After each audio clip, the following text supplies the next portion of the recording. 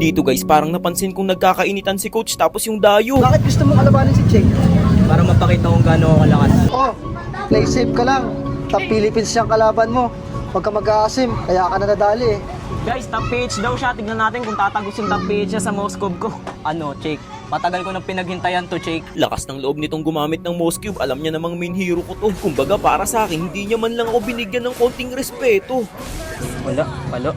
Halos puro pagkauntog sa bato yung mga sinapit niya sa akin. Napakahilig niya akong sabayan kahit alam niya sa saliri niyang hindi niya ako kakayanin. Kada buhay niya, lupa agad ang sa kanya'y kumakain.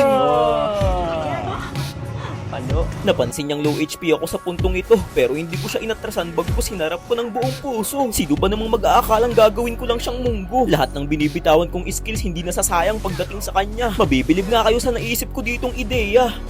So, yung? Pinarinig ko sa kanya na nang hinayang ako, pero ang totoo niyan, pinalikan ko siya sa kanyang trono. Uy, naabutan pa. Medyo napapatulala nga yung mga katabi ko ditong bata kasi tinan nyo naman guys, walang sablay talaga yung bawat bitaw ko ng sibat dyan. Palo talaga.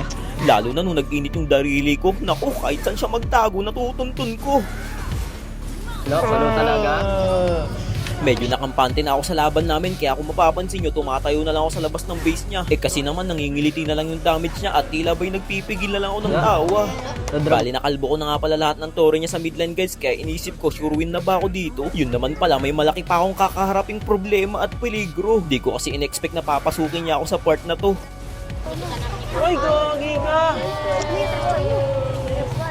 Dahil doon sa pagkapitas ko na yun guys, doon siya nagsimulang makabangon muli. Oo, mabibigyan ko siya dito, pero hindi ibig sabihin nun makukuha ko na kaagad ang pagkapanalo. Napakalaking kapalpakan kasi yung nangyari sa bakbakan na to. Gumawa kasi siya ng magandang estratehiya para maiuntog ako sa bato. Gagi ka? Ganda ng pagkakasibat.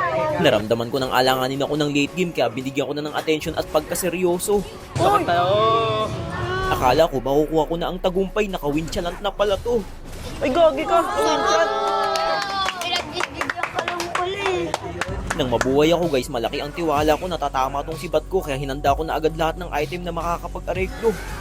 Ayun, palo. Gagi ka! Nakaligtas pa! Kabulo. Patayo. Taris! Pinagbibigyan Wala. Napagtanto kong hindi ko na siya kaya sa sabayan, kaya ang ginawa ko, nagtatago na lang muna ako dito sa damuhan. Magugulat na lang kayo, yung sibat niya, bigla niya akong matatamaan. Siguro nakamap hack to. Uy, di siya nag-winchant! Dala. Di na. Didis na. Aray mo. Nice game, nice game, nice game. Lakas guys. Kung naka-late game pa, muntikan pa ako. Okay lang yan, Sil. Anong gusto ko? Cyrax perfume o finger sleeve? May Cyrax perfume dyan. Guys, pinili na Cyrax perfume. Meron siyang Cyrax perfume. Nice game, nice game.